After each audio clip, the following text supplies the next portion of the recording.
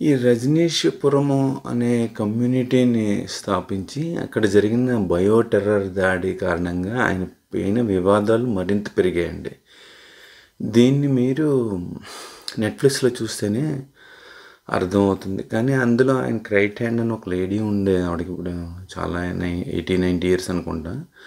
ఆవిడ ఇండియా వచ్చినప్పుడు అంటే ఆ సిరీస్ తర్వాత కంటిన్యూషన్ ఎక్కడ ఏముందనే చూస్తే ఎన్డీటీవీ ఇండియాలో మళ్ళీ ఆవిడ ఇంటర్వ్యూ చేసింది. ఏంటో మరి రిసెప్షన్ అది చేసి అట్లా.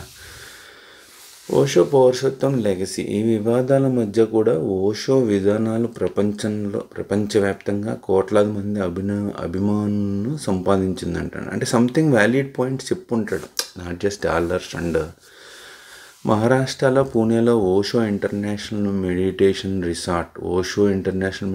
రిసార్ట్ అనే బోధనల కేంద్రమై ఉందట. తెలుగు ప్రజలను కూడా బాగానే ఇంపాక్ట్ చేశాడు ఈయన. తర్వాత Osho legacy. Despite controversies, Osho's teaching continue to inspire millions world wide. And his books and speeches covers topics like love, meditation, mindfulness and personal growth. Okay, తర్వాత హిస్ ఫాలోవర్స్ ఇన్వాల్వ్డ్ ఇన్ అదైపోయింది కదా. Osho faced criticism for part 2 video అనుకుందాం, మధ్యలో break వచ్చింది. Open relationship, freedom and traditional family structure and materialism. అది break చేశాడు కాబట్టి ఆయన hit అయ్యాడు అనమాట. అంటే ఒకప్పుడు రామ్ గోపాల్ వర్మ గారి వీడియోలు చూస్తే భలే మాట్లాడుతున్నాడు రా అంటారు. కానీ మీకు ఆల్రెడీ మ్యారేజ్ అయిపోయి పిల్లలు ఉంటే ఆ బ్రేక్ చేయలేరు కదా. డైవర్స్లు ఇచ్చి విడిగా ఉండి నాకు అందరితో డిటాచ్మెంట్ అయ్యి కొన్ని వినడానికి బాగానే ఉంటాయి, బట్ పాటించడానికి మనకున్న కాన్స్టిట్యూషన్ ఆఫ్ ఇండియాకి, కాన్స్టిట్యూషన్ ఆఫ్ యూఎస్కి లోబడి ప్రవర్తించాలి అన్నప్పుడు అలాంటి స్వేచ్ఛ అనేది ఎంతవరకు ఇది అనేది ప్రాక్టికల్గా ఫీజిబుల్ అనేది మనకు తెలియదండి. Osho influential spiritual teacher, philosopher, Born in 1931, Madhya Pradesh, India. ఈ gained prominence in 70s and 80s for his unique teachings and blended spirituality, psychology and self-awareness. అక్కడ ఇంగ్లీష్ తెలుగు 2 లాంగ్వేజ్లు గ్రేటేనండి. ఈ లాంగ్వేజ్ ఆ లాంగ్వేజ్ బాగా కోడింగ్. ఓకే, ఓషో అనేది భగవాన్ రజనీష్ గారి పేరు. ఆయన ఒక ప్రముఖ ఆధ్యాత్మిక గురువు మరియు తత్వవేత్త. ఆయన జీవితంలో జ్ఞానం, ప్రేమ మరియు ఆత్మజ్ఞానం గురించి విభిన్న దృక్పథాల్లో బోధనలు ఇచ్చారు. పాశ్చాత్య మానసిక శాస్త్రాన్ని భారతీయ ఆధ్యాత్మికతతో కలిపి తన సిద్ధాంతాలను అభివృద్ధి చేశారు. ఆయన ఉపన్యాసాలు మరియు పుస్తకాలు ప్రపంచవ్యాప్తంగా విస్తృతంగా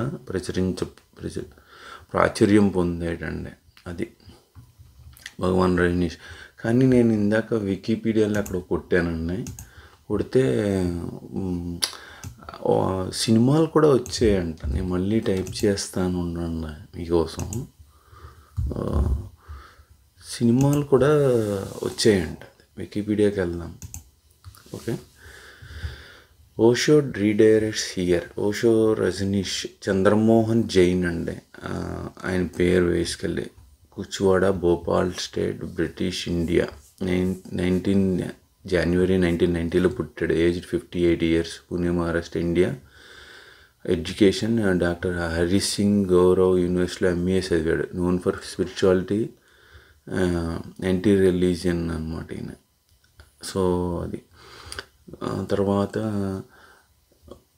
జనవరి 1990లో చనిపోయాడండి ఆయన. December 11, 1931లో పుట్టాడు. 1919లో చనిపోయాడు. Also known as Acharya Rajneesh. తర్వాత ఈయన చాలా ఉంది వికీపీడియాలో అంతా. ఇప్పుడు చదివితే మనకి తెల్లారిపోద్ది. Life, childhood and adolescence 1950 to 1950.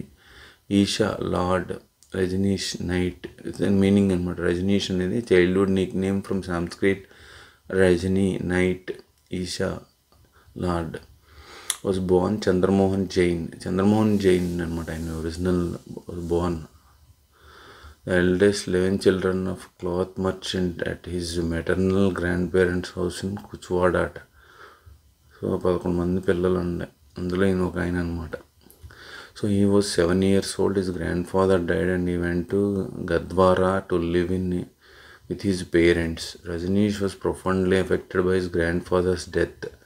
Again by death, his childhood girlfriend Shashi from thyroid when he was 15, leading to a preoccupation with death and lasted through. అంటే ఈయన చైల్డ్హుడ్లోనే చనిపోయిన వాళ్ళందరినీ చూసి చాలా పరివర్తన చెందాడు అనమాట అనుకోవాలి. ఆ పారాగ్రాఫ్ ఇంక చదవలేదు, బట్ మనం క్లిక్గా కన్క్లూడింగ్కి వచ్చాం. యూనివర్సిటీ ఇయర్ అండ్ పబ్లిక్ అంటే వీడియో ఆన్ ఉంది కాబట్టి అదర్వైజ్ చదివాడు 1951 to 1970. ఇంక ఇలా చదువుకుంటూ వెళ్ళిపోతే చాలా ఉంటుంది. బట్ అమెరికా వచ్చి కూడా అర్వన్ వీసా మీద దీని మీద ఇక్కడ కూడా మన ఆయన దల్లాస్పురం టైపు రజనీష్పురం అని పెట్టి ఇక్కడ కూడా నాన్న యాగి చేశారండి. అది పిక్చర్స్ కూడా ఉన్నాయి ఇక్కడ. నెట్ఫ్లిక్స్లో అయితే 1984 బయో టెర్రర్ అటాక్ చేసిన మూలాన్ని ఈయన బ్యాచ్ మొత్తం అందరూ జర్మనీకి వేరే వేరే కంట్రీలకి ఇండియాకి పారిపోయారు. ఈయన కూడా వెళ్ళిపోయినట్టున్నారు. పారిపోయారా వెళ్ళిపోయారా అనేది పూర్తిగా తెలియదు. సీరియల్ చూస్తే గుర్తొస్తుంది, చూశాను.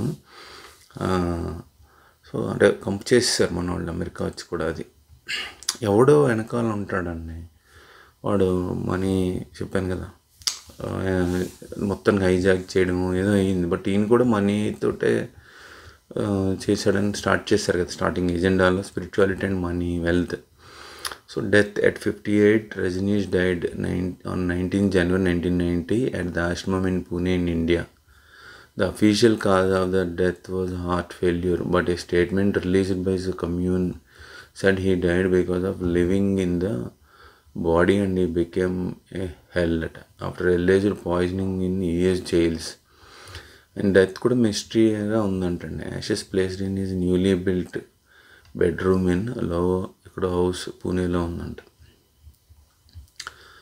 ఏంటో మాస్టర్ ఇవన్నీ చదువుతూ మనకు మైండ్ దొబ్బొద్ది. According to Rajneesh, every human being is Buddha with the capacity of enlightenment and capable unconditional love and of responding rather than. మీరు చదవండి కొంత, మీరు ఇది స్టార్టింగ్ పాయింట్ అనుకుని. Renunciation with the new man. నేను ఎందుకు వెళ్ళానంటే Rajneesh 10 commandments. Never obey anyone's commands unless it is coming from within you also. So there is no god other than life itself. అంటే anti religion అని ఉంది కదా. Truth is with you, so do not search for its everywhere. Love is prayer. To become a nothingness is the door to truth. Nothingness itself is the means, the global and attainment. Life is now and here. Live wakefully. Do not swim, float. So die each moment so that you can be the new each moment. Do not search that which is. Stop and see. So ఇవన్నీ ఏంటంటే ఈయన is early Acharya Rajneesh correspondent once ask for his 10 commandments. In 10 commandments అంట అది legacy. పైసా కా పరమాత్మా హాయ్. Okay, wide appreciated thinker and speaker.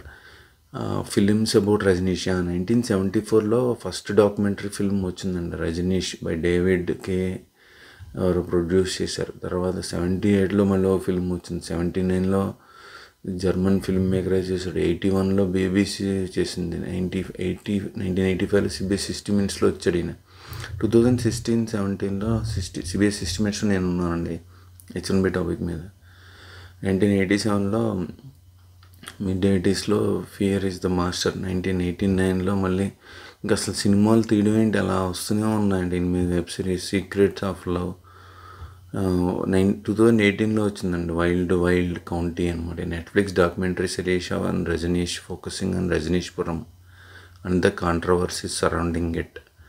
So అది అంటే మన వాళ్ళు ఇక్కడ కూడా వచ్చి ఇంకోళ్ళు ఎవరో కూడా ఉన్నారు, పేర్లు గుర్తు అట్లా, వాళ్ళు కూడా అమెరికాలో అడుగు పెట్టారండి. ప్రతి స్వామీజీ ఇండియాలో ఉన్నవాళ్ళు బాబాలు బాపులు కూడా ఇక్కడ వాళ్ళు ఎగ్గు పెట్టి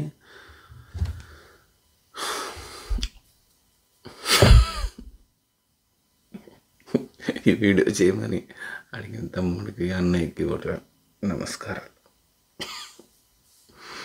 మళ్ళీ నెక్స్ట్ వీడియోలో మళ్ళీ కలుద్దాం మాస్టర్. H1B బాబా కుమార్.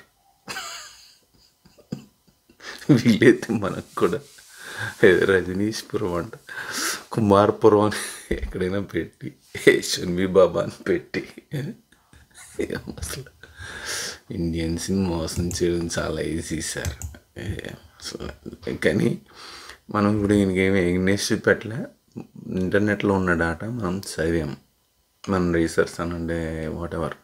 ఓకే, 1980s నేను న్యూస్ పేపర్లో చదివిన కూడా చెప్పాను. అమితాబ్ బచ్చన్ గారు వెళ్ళారు అక్కడికని.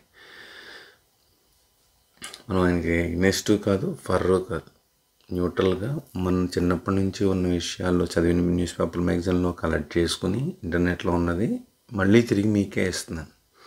ఒకవేళ మీరు ఈ ఓషో రజనీష్ కల్ట్ అయితే నన్నేమీ అటాక్ చేయకండి, అదే డిస్క్లైమర్. ఎందుకంటే నేనేమైనా బ్యాడ్ అనలేదు, గుడ్ అనలేదు కదా, ఇంటర్నెట్లో ఉన్న డేటా చదివిచ్చాను. ధన్యవాదాలు. మళ్ళీ కలుద్దాం.